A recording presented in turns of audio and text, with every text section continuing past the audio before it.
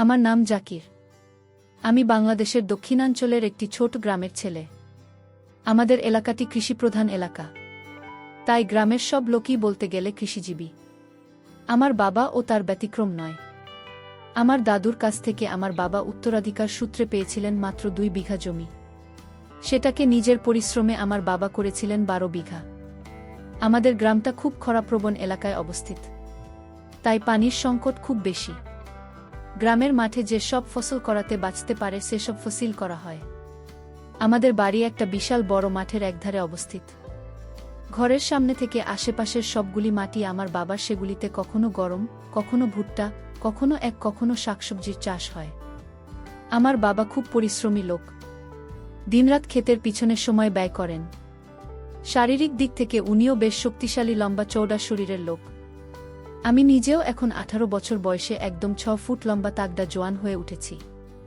গ্রামের স্কুলে আমি এসএসসি ফাইনাল পরীক্ষা দিয়ে এখন বাড়ির কাছের একটা কলেজে নতুন ভর্তি হয়েছে। 2 দিন গিয়েছি কলেজে লেখাপড়া বাদে, বাকি সময়টা আমি মায়ের সাথে সময় কাটাই। তবে মাঝে মাঝে আমিও বাবাকে ক্ষেতের কাজে সাহায্য করি। আমার ছোট একটা বোন আছে, ওর বয়স 13, ক্লাস 7-এ পড়ে। বোনটাও হলো আমার মতো অনেক সুন্দরী, তার সামনেও এখন বড় হয়েছে। আর সবার ছোট ভাইটার বয়স মাত্র 1 বছর। আমার মা বেশ সুন্দরী মহিলা ছিলেন, একদম সাদা চোমরা মানুষ। উনিও কৃষক পরিবারের সন্তান, তাই ছোটবেলা থেকে কাজকর্ম করতে করতে আমার মায়ের শরীরটাও বেশ শক্তপোক্ত হয়ে গড়ে উঠেছে। আমার মা ও বেশ লম্বা, 5 ফিট 6 ইঞ্চি, সাইজও বেশ বড়, এখনও একদম খাড়া খাড়া সামনে। ছোট ভাইটা হবার পর থেকে আবারও ফুলে ফেপে দাঁড়িয়েছে 42 ইঞ্চিতে, একদম শক্ত চওড়া লম্বা শরীরের কারণে আমার মায়ের দেখতে বেশ সরু মনে হয়, যদিও সেটার সাইজ মোটেই কম না, 36 ইঞ্চি। আর পিছন তো একদম সব কিছুকে ছাড়িয়ে গেছে, 46। গ্রামের মহিলারা সারাদিন ঘরের সব কাজ ছাড়াও স্বামীকে খেতে কাজ করতেও নানাভাবে সাহায্য করে, তাই এখন 34 বছর বয়সেও আমার মায়ের শরীর যেন একটুও টলেনি। আমার বিয়ে হয়েছে 14 বছর বয়সে। শারীরিক কাজকর্ম করার কারণে আমাদের গ্রামের সব ছেলে মেয়েগুলির শরীরে বেশ তা গোড়া শক্তপোক্ত। মায়ের প্রতি আমার আকর্ষণ বেশি দিনের না, এই বছর 2-1 হবে। স্কুল ফাইনাল পাশ করার আগে এক বন্ধু এনে দিয়েছিল আমার হাতে জীবনের প্রথম বই, গল্পের বই। সেটাতে মা ছেলে, ভাইবোন আর বাবা মেয়ের কাহিনীতে ভরপুর। যদিও মা ছেলের গল্পই বেশি ছিল, প্রায় 30টা গল্প ছিল ওই বইতে। বন্ধু যদিও ধার দিয়েছিল আমাকে বই পড়তে, কিন্তু বন্ধুর সাথে বেইমানি করে বইটি আমি কিনে রেখেছি ওর কাছ থেকে। সেটাই আমার জীবনের একমাত্র বই। প্রতিদিন কম করে হলেও 2 বার ওই বইয়ের কোনো একটি গল্পের কিছু লাইন পড়লে সে দিনের জন্যে আমার যত দরকার সেটা পেয়ে যেতাম। মায়ের প্রতি নজরও আমার তখন থেকেই। বিশেষ করে আমাদের এই খরাপ্রবণ এলাকায় অত্যধিক গরমের কারণে মা কখনোই নিজেকে থাকতে পারত না। গরমের সময়ে মা পরত একদম পাতলা একটা শাড়ি, উপরে কিছু না, ফলে সামান্য নড়াচড়াও মায়ের সামনে বিশাল উন্মুক্ত হয়ে যেত। সেই বইটি পড়ার পর থেকেই মায়ের একটি অংশকেও আমি ইচ্ছার চোখ ছাড়া সাধারণ চোখে দেখতে পারতাম না। আমার চোখ পড়ার পর থেকেই আমার মা ও বুঝতে পারছিল যে ছেলে বড় হয়ে উঠছে, আর আমার চোখ উপড়ে পড়েছে। ওদিকে আমার বাবা বয়স ও শারীরিক পরিশ্রমের কারণে দিন দিন ওই দিক থেকে দুর্বল হয়ে পড়ছিলেন। বিশেষ করে আমার ছোট্ট ভাইটা জন্মানোর পর থেকে প্রায় রাতেই মা আর বাবার খিটমিট শুনতে পেতাম আমি। মায়ের খাবার দিতে গিয়ে বাবা ক্লান্ত হয়ে যেত। মা বলতো কোনো ডাক্তারকে দেখাতে, কিন্তু বাবা রাজি না। তাই মায়ের ইচ্ছা বাবার কাছে ভালো না পেয়ে দিন দিন শুকিয়ে যাচ্ছিল। এসব ব্যাপার আমি কিছু জানতে পারি। বাবা মায়ের ঘরে রাতের বেলা উকি দিয়ে কান খাড়া করে আড়াল থেকে উনাদের কথা শুনে। আর কিছু জানি মায়ের সেই রাবেয়া খালার সাথে মায়ের কথা গোপনে আড়াল থেকে শুনে শুনে। এই গ্রামে আমাদের অনেক আত্মীয় থাকলেও রাখা ছিল মায়ের প্রাণের বান্ধবী ছোটবেলার সই। যেসব কথা আমার বাবাকে বলতে পারত না সেগুলি সইয়ের সামনে গড় গড় করে বলে দিত। ওরা দুজন এক হলেই শুধু এসব ছাড়া আর কোনো কথা থাকত না ওদের মাঝে। রাবেয়া খেলাও খুব সুন্দরী ছিল, আর একটু ঢলানি টাইপের মার্কা মহিলা। মায়ের সাথে খুব বাজে বাজে কথা বলতো রাবেয়া খালা। মা শুনে হেসে গড়িয়ে পড়ত আর মাঝে মাঝে 2-1টা উত্তর দিত। গ্রামে পেশা পায়খানার জন্যে আমাদের বাড়িতে একটা স্যানিটারি বাচ্চা ঘর ছিল, কিন্তু বাড়ির কেউ সেটাকে পেশার জন্য ব্যবহার করত না, শুধু পায়খানার জন্য ব্যবহার করত। সেই বাচ্চা ঘরেরও ছিল, বসত ঘরের থেকে প্রায় 1 ফুট দূরে, কারণ গ্রামে বসত ঘরের সাথে বাচ্চা ঘর বসত না কেউই। আর যেহেতু স্যানিটারি বাচ্চার ঘরে চাকতি ব্যবহার করা হতো, তাই বেশি বেশি ব্যবহার করলে সেই চাকতি দ্রুত ভরে যাবে। এই ভয় শুধু পায়খানার জন্যই সেটা ব্যবহার করা হতো। পেশাবের কাজ পুরুষ মহিলা সবাই বাইরে ঝোঁক ছাড়াই করত। দিনে বা রাতে যখনই হোক না কেন, তারপরও 21 মাস পরে পরেই মেথর এনে অনেক টাকা দিয়ে সেই স্যানিটারি বাচ্চা ঘরের চাকতিগুলি খালি করা হতো। একদিন দুপুরবেলা বাবার খাবার নিয়ে মা গেল ঘরের পাশের একটা খেতে।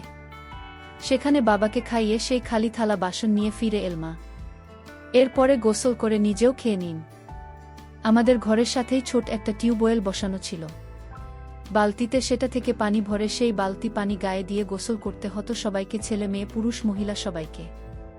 মাকে দেখার আমার দুইটা পছন্দের সময় ছিল, একটা হলো মা ঝোপের আড়ালে কাজ করতে বসার সময় মায়ের পিছনে ওঠানো অবস্থায় করতে দেখা, আর গোসলের সময় নাচিয়ে নাচিয়ে সাবান মাখিয়ে গোসল করত সেই সময়ে। মা ও যে দিন থেকে বুঝতে পারল যে আমি উনার বিশেষ জায়গার প্রতি আমার দৃষ্টি দিচ্ছি, সেদিন থেকেই দুই সময়ে একটু বেশি সময় খরচ করতে লাগল।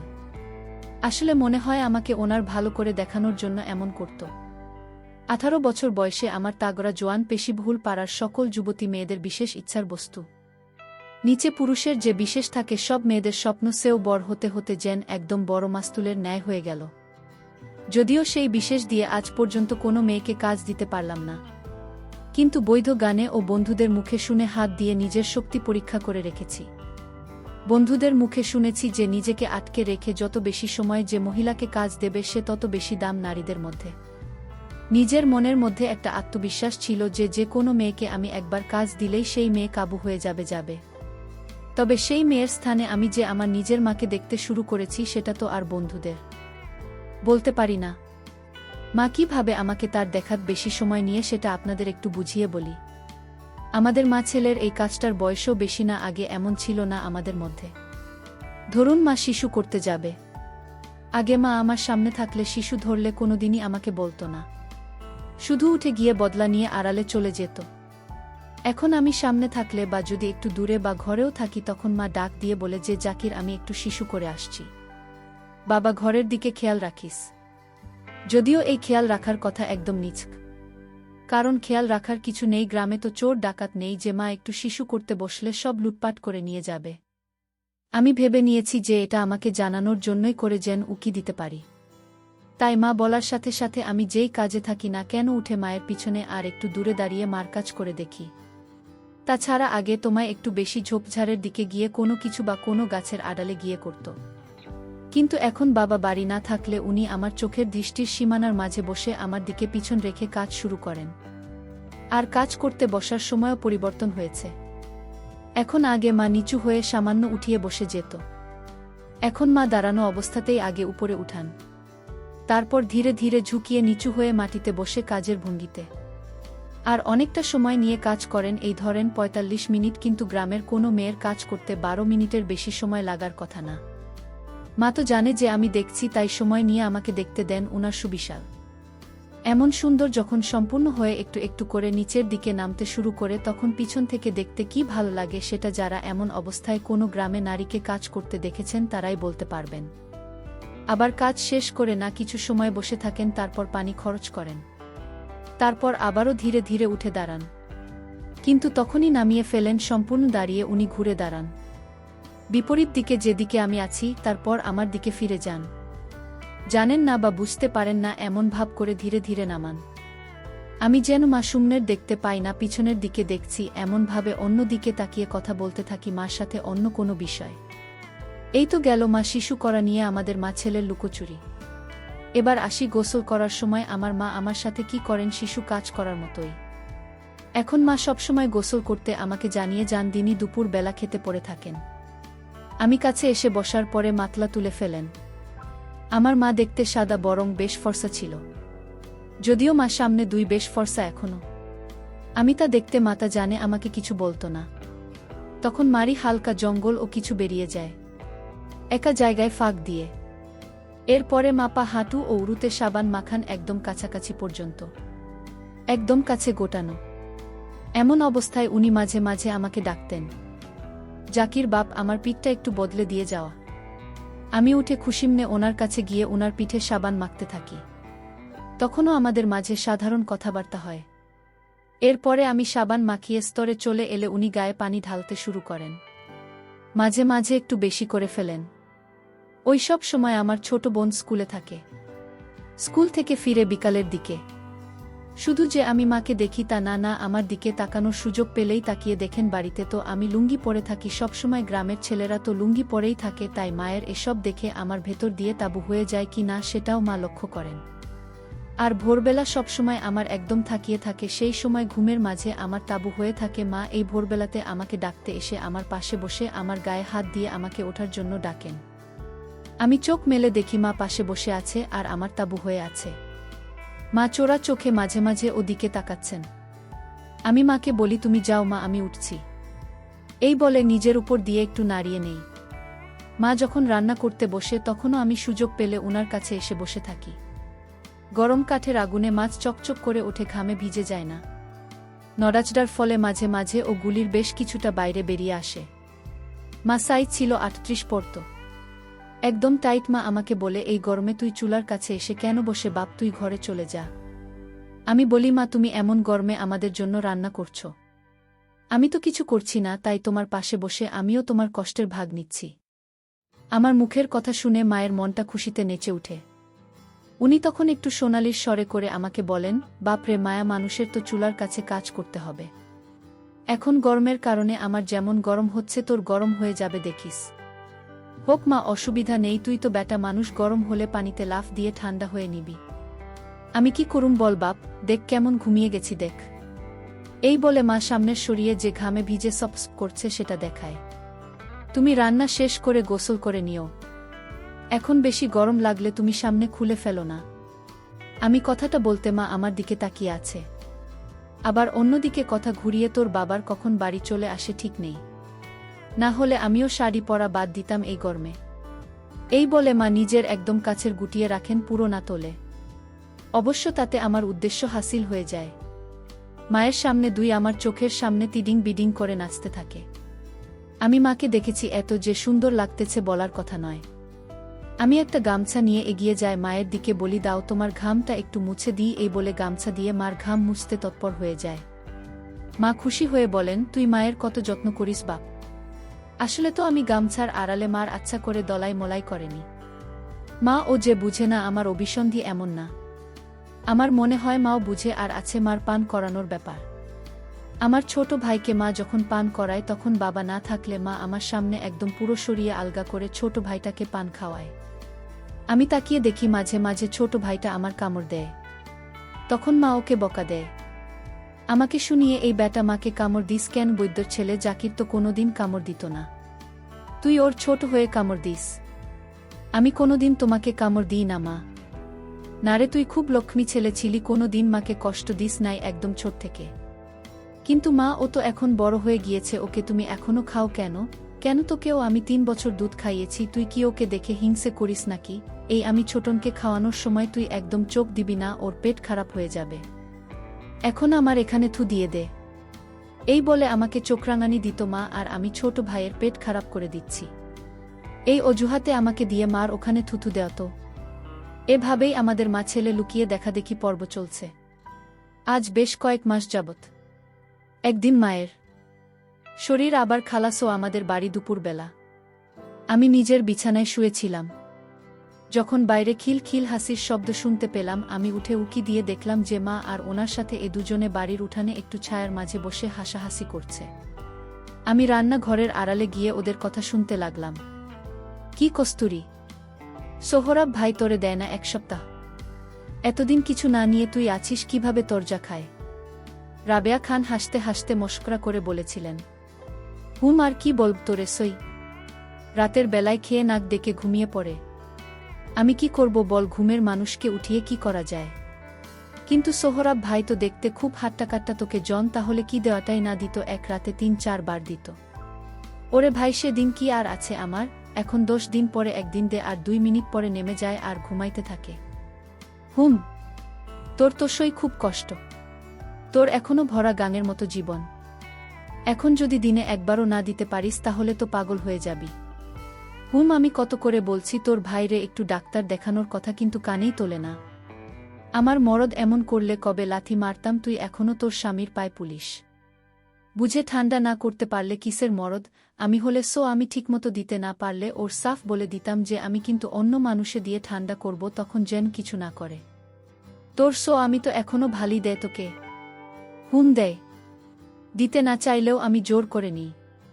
মায়া মানুষের তো একটা সুখ জীবনে রাতের বেলায় শান্ত করব, সেটাই যদি না পাই তাহলে মরদ লোকের ঘর করব কিভাবে তুই বল। কিন্তু তোর সোহরাব ভাইরে তুই চিনিস ভালো করেই করে দেওয়ার কথা বলতে গেলে গালি দিয়ে ওঠে বলে তোর এত লাগবে কেন, একেবারে বরফ লাগিয়ে দিব। তুই এক কাজ করো সোহরাব ভাইয়েরা আশাবাদে ওই পাড়ার রহিম মিয়ার পোলা বুঝে চিনিস তো? ওরে ফিট করে দেই আমি, প্রত্যেক দিন একবার করে এসে নিয়ে যাবে তোকে, পোলাটা খুব ভালো আর ওর একদম সেই রকম। এই বলে রাখা আমার মাকে নিজের একটা হাত উঁচিয়ে প্রায় কবজির 2 ইঞ্চি পরে আরেক হাতের আঙুল দিয়ে আবুর কত লম্বা সেটা দেখাল। বলিস কি, তোর মুখে দেখি কোনো কথা আটকায় না। ওই পিচ্চি পোলা আবু, ও তো আমাদের জাকিরের হোস্ট, আমি ওরে দিয়া দিমু। বস কি আমার আমি জানতে পারলে একেবারে কবর দিয়ে দিব আমাগো দুইজনের একসাথে। আরে বোকা শোন, না দিতে গেলে এত বাছ বিচার করলে হয় না, পোলা পিচি কিন্তু জিনিসটা পিচ্ছি না। তোর মতো মানুষকে ঠান্ডা করে দিব বুঝলি, মেয়ে মানুষের ওই হলো সুখের জায়গা, সেখানে বুঝায় দিবে তোর স্বামী দিবে তোর ভাতার দিবে। এত বাছ বিচার করার কি হলো, আমি ওরে দিয়ে 2-1 বার দিয়েছি। খুব ভালোই পারে এই গ্রামে এখন কমপক্ষে 10টা মহিলারা। এখন আবু তুই বললে আমি ওকে ফিট করে দিব। তোর সমীরে লুকাইয়া এই বাড়িতে এসে তোকে দিয়ে চলে যাব। সোহরাব ভাই টেরও পাবে না, দূর করা মুখী। আমি যাব আরেক পাড়ার পিচ্চি পোলারে দিতে। বাড়িতে জাকির আছে, যে কোনোদিন টের পেয়ে যাবে। তুমি গিয়ে ওই পোলারে দিয়ে আমার এসে কাজ নাই। আমার মাঝারি দিল রাবেয়া খালাকে আমি তো দেব, যারে পাই তা দিয়ে দিব। আর তুই যে কষ্টে পাগল হয়ে যাচ্ছিস দিনে দিনে নিজের পোলারে দেখার সুযোগ বুঝে, সেটা বুঝি কিছু না আমি। চুপ করো, মুখে কিছু আটকায় না তোর। হুম, কৃষ্ণ করলে লীলা খেলা আর আমি করলে দোষ। শুনছি তোর পোলা দিন দিন যেমন দাম হয়ে উঠছে, আমার তো এখনই দেখতে ইচ্ছে হয়। তুই যদি আবুর সাথে না যাস তাহলে তোর জন্য এটাই ভালো হবে। নিজের পোলারে কাজে লাগিয়ে দে, জন ছেলে দেখবি তোর সব কষ্ট দূর হবে। এখনকার উঠতি বয়সের সব ছেলের নজর শুধু তোর আর আমার মতো হস্তিনী দিকে। তুই ইশারা করলেই দেখবি তোর ছেলে হাজির হয়ে যাবে তোর কাছে। তুই শুধু লজ্জা না পেয়ে কাজের কথা বলবি। বাকিটা ছেলেকে আর কিছু বলতে বা শেখাতে হবে না তোকে, যা কাজ করার করে নিবে। রাবেয়া খেলার কথা শুনে তো আমার চোখ বড় বড় হয়ে গেল। আমি দ্রুত নিজের রুমের ভিতর দিয়ে শান্ত হলাম। তোর মাথাটা একদম গেছে, কোনো কথা মুখে আটকায় না তোর? হুম, এমন জল্পনা ঘরে থাকলে আমি নিজেও কবে পোলারে দিয়ে কাজ করতাম জানিস। জন পোলার আমাগো মতো জন্য ফিট একবার কাজ করিয়ে নিতে পারলেই হলো। এরপরে কার ঘরের ভিতর কি চলে কে জানবে। বাদ দে তো এসব কথা। কেন বাদ দেব, তুই যা সুন্দর, তোর ছেলে দেখলে পাগল হয়ে যাবে।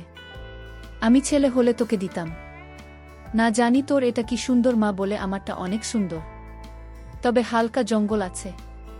রাবেয়া খালা বলছে আজকাল ছেলেদের জঙ্গল পছন্দ না, ওগুলো পরিষ্কার রাখিস। জানি তো পোলার কথা শুনেই তোর পানি চলে এসেছে। আরে এত শরম পাইলে কাজ করবে কিভাবে? একবার তোর ছেলেরে দেখা, দেখবি ছেলে তোকে দেখলে কাজ করতে চাইবে। ও ঠিকই তোর কষ্ট দেখে কাজ করে দেবে। চুপ করে। আর পোলার বাপ যদি একবার ধরে ফেলে তখন কি হবে? দিনে পোলার ভাত খেতে থাকলে একবার খেতে দেবে, আর রাতে সবাই ঘুমালে ছেলেকে বাইরে নিয়ে গিয়ে একবার দিবি। 10টার সময় তখন তো গ্রামে কেউ থাকে না, তোদের বাড়িতে করবে, কেউ জানবে না। সাবধানে করবি যেন পোলার বাপে ধরতে না পারে। ঘরের কথাকে বাইরে যে মানুষের বলবে বলতো দেখি আমার সেই কথাই বলছি শোন, ঘরের কথা ঘরে রাখা ভালো। আর তোর ছেলে তোকে দেওয়ার জন্যই এমন করে তো দিকে তাকায়। এখন তুই দেখে নে তোর ছেলেরে কেমন, আর তোর পোলা কেউ তোর দেখাতে শুরু করে একবার, এরপরে দেখবি পেল্লায় নিজেই তোকে দেওয়া শুরু করব। শুধু মনে রাখবি পোলার যখন তোকে দিতে চাইছি তখন ওকে আমি করিস না। একবার দিলেই দেখবি সারাদিন তোকে দেওয়ার জন্য তোর আশেপাশে ঘুরঘুর করব, আর তোর জন্য পার্মানেন্ট নাগর তৈরি হবে। সোহরাব ভাই তোকে দিল নাকি না দিল সেটা দিয়ে কি আসে যায় তোর?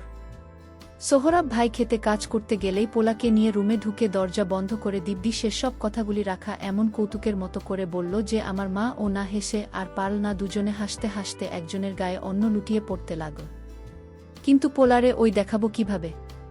কেন তুই না বললি আমাকে সেদিন? তুই শিশু করার সময় পোলা এসে পিছনে দাঁড়িয়ে তোর দেখে এখন পোলার দিকে পিছন ফিরে ওর দিকে মুখ করে কাজ করতে বসে, যা দেখবি পোলার চোখ বড় বড় করে তোর দেখবে আর ওর ইচ্ছা হবে তবে একটা কথা, ওখানে যেন জঙ্গল না থাকে। ইস, কি কথা বলিস তুই, আমার শুনে লজ্জা করছে। নিজের পোলারে দেখাব? দেখা দেখা না হলে তোর ভদ্র পোলায় তো নিজের মাকে কাজ দেওয়ার জন্য তোলা হবে না। আমি অনেক চিন্তা করে দেখেছি, তোর পোলায় তোর জন্য ফিট।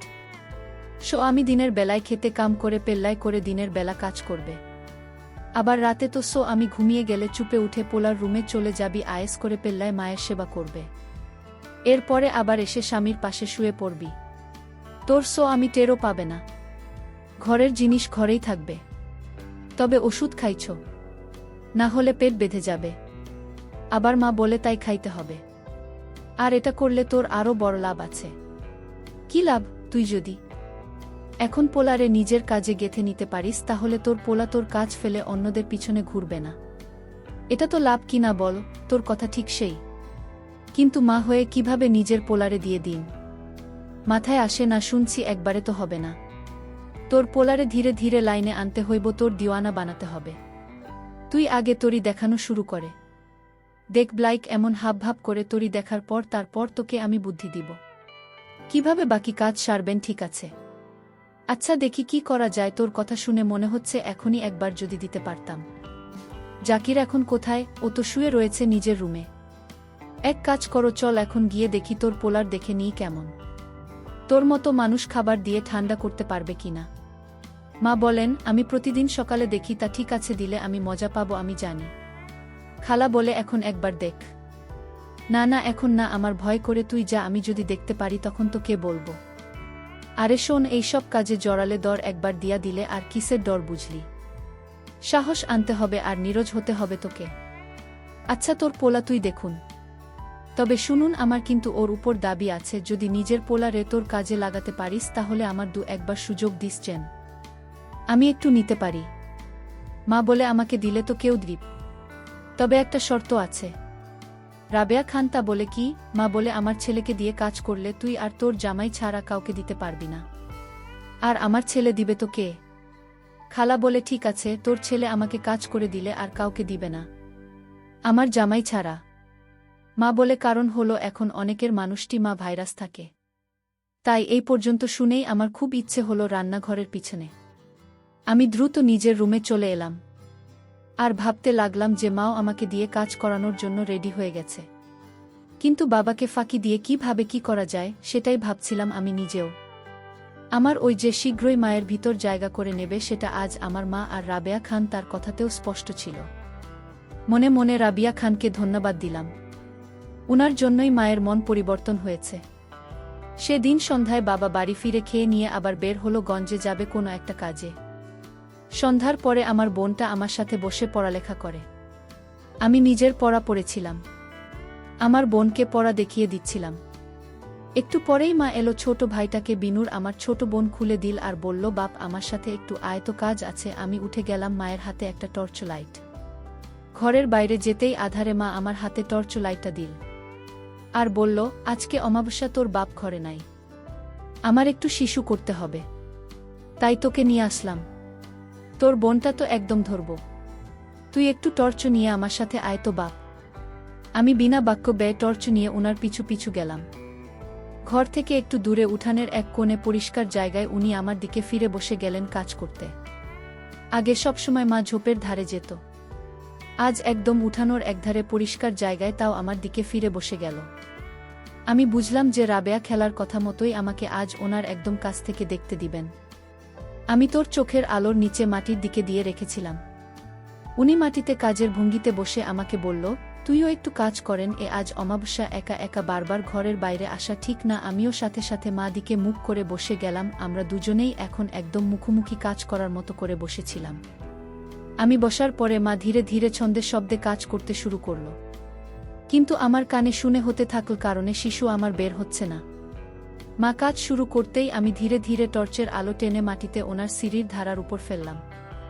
উনি কিছু বললেন না। ওই আলো সরাসরি না পড়লেও একদম স্পষ্ট দেখতে পাচ্ছিলাম। একটু সাহস করে আমি উনার বেরিয়ে আসার জায়গায় টর্চ ফেললাম। দেখে তো আমি পাগল, ওখানে কোনো জঙ্গল নেই, একদম পরিষ্কার করা আর ফর্সা, দেখে মনে হয় 16 বছর মেয়ে। মা মনে মনে ভয় পাচ্ছিলেন আমার সাথে এমন করতে, কিন্তু তার নিশ্চয় অনেক কষ্ট হচ্ছে। বাকিটা সময় আমার চোখ উনার উপরে একদম নিবিষ্ট ছিল। আমি মনে মনে ভাবি জীবনে প্রথম দেখেছি এত সুন্দর হয়ে, জানতেন না। আর ভাবি খেতে না কি মজা হবে। আমাদের মধ্যে দূরত্ব এক হাতেরও কম। দুজনেই যেন এক ধুকপুকানি। অন্যের শুনতে পাচ্ছিলাম। মা কিছু না বলে চুপ করে রইল। আমিও সুযোগ পেয়ে নিজের জন্মদাত্রী মায়ের দিকে তাকিয়েছিলাম, যেটা দিয়ে 18 বছর আগে আমি নিজেই বেরিয়েছিলাম। আমার আনন্দে একদম তুঙ্গে উঠে গেল। আমি মাকে হঠাৎ করে বলে পেলেন, মা তোমার কি সুন্দর, এত সুন্দর আমি জীবনে দেখি নাই।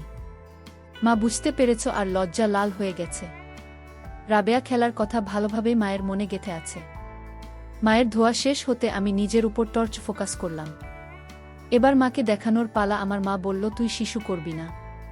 চেষ্টা করছি, আসছে না মা। মাকে দেখে তো একদম বন্ধ হয়ে গেছে। আমি বলি, হ্যাঁ জীবনের প্রথম তো তাই। মা বলে, দেখিস আবার কাউকে বলিস না। তাহলে চল ঘরে, বিনু আর তোর ছোট ভাই একা আছে। আর একটু থাকি মা, দেখি শিশু হয় কি না। আচ্ছা বলে মা চুপ করে রইলেন। তিনিও ভালো করেই জানেন যে ছেলেদের এমন সোজা থাকলে নরম না হওয়া পর্যন্ত শিশু হবে না। কিন্তু ছেলে যেহেতু বসে রইল, মায়ের যে সব কথা বিকালে শুনলাম তাতে মা আমার এহেন কাণ্ডে মোটেই রাগ করার মতো অবস্থায় নেই। সেই জন্যই একটা সাহস করলাম, নইলে করতাম না কোনো দিনও। তোর তো খুব বড় হয়েছে। হুম। আমি তারপর একটু একটু বাহির হইতেছে। এক সময়ে কাজ শেষ দিই, তারপর চলে যায়। তোর বাবা আর এত মোটা না তো, সোজা হয়ে আছে কেন? এমনি মাঝে মাঝে শুধু এমন হয়ে থাকে। হুম। প্রতিদিন সকাল বেলাও এমন সোজা করে রাখিস, এত বেশি সোজা হয় কেন? মা অনর্থক আলাপ করছিলেন আমার সাথে। আসলে দুজনেই যে কথা খুঁজে পাচ্ছিলাম না, কি নিয়ে কথা বলব। কেন সোজা হয় আমি কি জানি মা, তবে একবার সোজা হলে সহজে নামে না। 2 গ্রামের কোনো মহিলাদের দেশ নাই তো ওই পাড়ার আবুল মতন না। তোমার কিন্তু আবু কি করেছে? আজ রাবেয়া বলল সে নাকি পাড়ার কোনো মহিলার সাথে আকাম কুকাম করে। ওহ, আর কি বলল রাবেয়া খালা? না তেমন কিছু না বললেও যেন ওই পাড়ার ছেলেটাকে বাড়ি ঢুকতে না দেয়। ওই ছেলেটা বড় খারাপ, সব মহিলাদের দিকে কুদৃষ্টি দেয়। তাই জিজ্ঞেস করলাম তোকে, তুই আবার কারো দিকে কুনজর দিস না তো, আর এগুলো করবি না, তাহলে রোগ হবে। আমি জানি মা। না দে না মা। আচ্ছা মা, তোমার দিকে কি আবু কোনোদিন কোনো ইঙ্গিত করছে? না না, ওই হারামজাদারে আমি পাত্তা দেব কেন? ওই যে বললে গ্রামের অনেক মহিলার সাথে আকাম কুকাম করে আবু, তাই জিজ্ঞেস করলাম তোমার সাথে কিছু করতে চাইছিল কিনা। না না, ওই সব মহিলার তো খুব দরকার, তাই পিচ্চি পোলা আবুর কাছে কাজ দেয়। আমি কি ওদের মতো? আমি তোর বাবা ছাড়া কেউ আমার দেখে নাই। আর জীবনে প্রথম তুই আমার দেখেছি। আমি বলি, তোমার ও কি সুন্দর। না না, তুমি একদম আলাদা। তুমি ওদের মতো হতে যাবে কেন? আমাদের কথা আরও একটু এগোত। কিন্তু তার আগে ঘর থেকে ছোট ভাইয়ের কান্নার আওয়াজ এল। তাই দ্রুত মা উঠে দাঁড়িয়ে গেল। আমি উঠে মায়ের পিছনে ছুটলাম ঘরের দিকে। সেই রাতে আর তেমন কিছু হলো না। তবে রাতের বেলা বাবা ফেরার পর মা তো উনার উপর ঝাঁপিয়ে পড়লেন। আমি কান পেতে শুনেছিলাম বাবা আর মা এর কথোপকথন। কি রে, কি হয়েছে তোর আজ হয়তো এমন কেন? বাবা কিছুটা ধমক দিল মাকে। জানি না। আমার একটু দেন না। কতদিন খেতে দেন? আমি কি বুড়ি হয়ে গেছি যে আপনি আমার আর দেন না? বাবা আর কোনো কথা বললেন না। এরপরেই মায়ের চিৎকার আর জোরে জোরে ঘন ঘন নিঃশ্বাসের শব্দ কানে আসতে লাগল। আমার বুঝতে পারলাম যে বাবা তর্ক করুক আর যাই করুক, আজ রাতে মাকে না দিয়ে বাবার আর নিস্তার নেই। তবে অন্যান্য রাতের মতো আজ রাতেও বাবা দিয়েই শেষ করলেন। মার আগে বলে উঠলেন, এটাকে কাজ বলে? শুরু হবার আগে শেষ করে দিলেন। মা কিছুক্ষণ চুপ করে বসে রইল বাবার পাশে। এরপরে বিছানা থেকে উঠে গেল, ঘরের দরজা খুলে বাচ্চা ঘরে যাবে। মনে হচ্ছে আমিও আমার ঘুম থেকে উঠে মায়ের পিছু পিছু বের হলাম। আমার পায়ের শব্দ টের পেয়ে মা পিছনে তাকিয়ে আমাকে দেখল। কি রে বাপ, কি করছে এত রাতে? তুমি কি করো? আমি একটু শিশু করব। আমিও কর্ম, আসো আমার সাথে। মা আমার হাত ধরে বের হলো ঘর থেকে। বাইরে ঘুটঘুটে অন্ধকার চারদিকে। অন্য রাতে এমন হলে মা আর আমি ঘরের পাশে এক কোনায় বসে কাজ সেরে ফেলতাম, কিন্তু আজ মা আমার হাত ধরে একটু দূরে একটা ঝোপের কাছে নিয়ে গেল। এত দূরে আসলে কেন মা? ঘরের পাশেই তো করতে পারতাম। আমার ইচ্ছে হলো তাই এলাম। এই বলে মা আমার দেখলেন। মা অপলক তাকিয়ে রইল আমার দিকে। এরপরে ধীরে ধীরে নিজের কাছে আমি টর্চের আলো ঘুরিয়ে দিলাম। মায়ের দিকে সাথে সাথে মা বলল, না নিভিয়ে দে ওটা, টর্চ বন্ধ করে দেওয়া। আমি তর্জনী দিয়ে বললাম, তাহলে দেখ। কিভাবে দেখতে হবে না? হাত দিয়ে ধরে দেখ, কেউ দেখে ফেলবে না তো আমাদেরকে? মা ভয়ে ভয়ে বলল, না মা, কেউ দেখবে না। এত রাতে গ্রামে খুব কম মানুষই জেগে থাকে। মা আমার সাথে দুজনে পাশাপাশি এসে বসলাম ঘরের উপর। মা, বাবা তো পারে না তোমার খুশি করতে, তুই সব শুনেছ এতক্ষণ। হুম, কি আর করব বলো, আগে তোর বাপ এমনটা ছিল না, আগে খুব, তাই তো আমার উপর একদিন না করলে খেপে যেত, এখন ক্ষেতের কাম করতে করতে শরীরে আর বল নাই, শক্তি নাই, নিচের অংশেও জোর কমে গেছে। তুমি কি তাহলে আবুরে দিয়ে কাম্মার বা না, নাকি কাজ অন্যদের মতো তোর মা নাকি? আমি যাব ওই পিচ্চি পোলার লগে কাম সারতে? মা খুব অবাক হয়ে নাকচ করে দিল। তাহলে কি আমার এটা দিয়ে কথাটা পুরো শেষ না করেই মার দিকে তাকালাম। মায়ের চোখ বড় হয়ে গেল। আমি কি বলতে চাই বুঝে গেল। মা মনে মনে তাই চাই জানি, কিন্তু বাবার ভয়ে আর লোক সমাজের ভয়ে এগিয়ে যেতে সাহস জোগাড় করতে পারছেন না। ঠিকমতো না রে বাপ, নিষেধ জিনিস এটা। আমি বলি, নিষেধ জিনিসে লোভ বেশি থাকে মা, বলে তাই নাকি? তাহলে তোর সাথে কাজ করলে আমি বাধা দেব কেন? তাহলে আমার সাথে যেসব করো তুমি। আমি রাগ হইয়া যায় যে বুঝো না তুমি। বাবা কি বলল তোমারে, আমার এখন কাজের বয়স, শুনলে না? আমি ছোট ছোট কথায় মায়ের কথার প্রতিবাদ করলাম। বাজারে মনে তো কত কিছুই হয়, কিন্তু সব শখ আহ্লাদ কি মানুষের পূর্ণ হয় রে বাপ? তোর এটা আমার জন্য নিষিদ্ধ, ধর্মে মানা আছে। তাহলে কি করুন? আমি দিব তোমাকে? না বাপ না, এই পাপ করাস নে, তোর মাকে দিয়ে আমি আর একটু ভেবে দেখি, একটু ধৈর্য ধর বাবা, তোর বাপ ঘরে ঘুমিয়ে আছে, সেই সময় আমি নিজের পোলার লগে সব করতে পারবো না। আমার সেই অভিমান বা বুঝতে পারছিল, কিন্তু যত বড় লোভী থাকুক না কেন, ভদ্রঘরের বোরা কাজ করে খুব হিসাব নিকাশ করে। আয় বা জানত রেট আর এ কাজ শিখিয়ে দেই। কিছুক্ষণ পর মা বলে, বন্ধ কর। আমি বলি, দেখ মা, বলে কালকে দেশ। তখন আমি মাকে বলি, আমার বিশ্বাস হইতেছে না তোমাকে দিয়েছি। মা বলে, কথা না বলে রুমে গিয়ে ঘুমিয়ে যা, কালকে দুপুর করিস। তখন আমি ঘুমিয়ে যাই। সকালে বাবা খেতে যাই, আমি কলেজে যাই। দুপুর 1টার সময় চলে আসি। মা বলে, তোর বাবাকে ভাত দিয়ে আয়। আমি দিয়ে আসি। বাড়িতে এসে দেখি মা ভাত বাড়ছে। এরপর সবসময় মাকে। তারপর একদিন মা বলেছে রাবেয়া খালাকে দিতে, আমি তাকে দিয়েছি। মা এখন আগের থেকে আরো সুন্দরী হয়ে গেছে, এখন দিতে আরো মজা লাগে বেশি।